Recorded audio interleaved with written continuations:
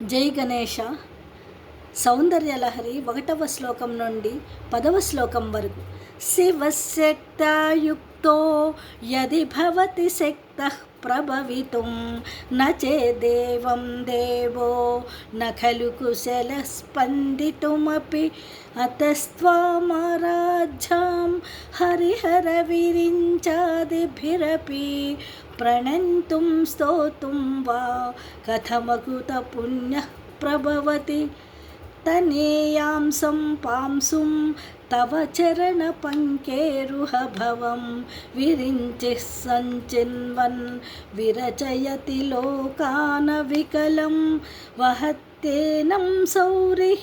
కథమపి సహస్రేణ శిరసాం హర్షంక్షుద్ధేనం భజతి భసితో ధూలన విధిం అవిద్యానాం అంతస్తిమిరమిహిరద్వీపనగరీ జడానాం చైతన్య స్తబకమకరందశ్రుతిఝరీ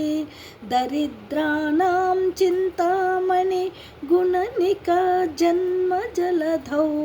నిమగ్నానాం దంష్ట్రా మురరిపువరాహస్య భవతి త్వదన్యః పాణిభ్యామభయవరదో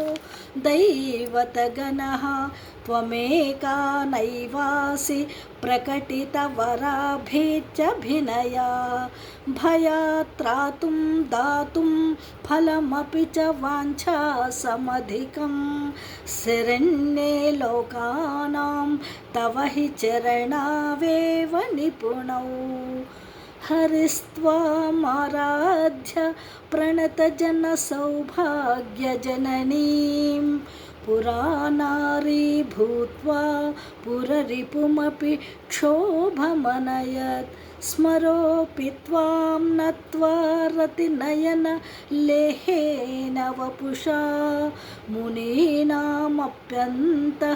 ప్రభవతి హి మోహాయ మహతాం ధనుః పౌష్పం మౌర్వీ మధుకరమయీ పంచవిసికాః వసంతః సామంతో మలయమరుదాయో ధనరథః తథాప్యేకः సర్వం హిమగిరిసుతే కామపి కృపాం అపాంగాత్తే లబ్ధ్వా జగదిదమనంగో విజయతే క్వనత్కాంచీదామా కరికలభకుంభస్తననతా పరిక్షేణా మధ్యే పరిణతశరచ్చంద్రవదనా ధనుర్బాణాన్ పాశం శృణిమపి దధానా కరతలైః పురస్తాదాస్తాం నః పురమధితురాహో పురుషికా సుధా సింధోర్मध्ये సురవిటపి వాటీ పరివృతే మణిద్వీపే నీపో పవనవతి చింతామణిగృహే శివాకారే మంచే పరమశివ పర్యంక నిలయాం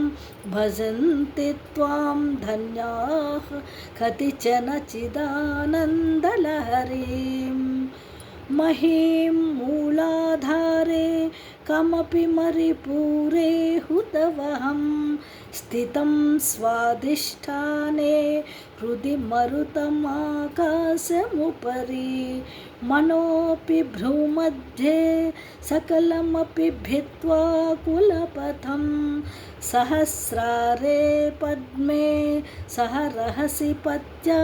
విహరసే సుధాధారాసారైః చరణయుగళాంతర్విగలితైః ప్రపంచం సించంతి పునరపి రసాన్మాయమహసః అవాప్య స్వాం భూమిం భుజగనిభమజ్జుష్టవలయాం స్వమాత్మానం కృత్వా స్వపసి కులకుండే కుహరిణీ.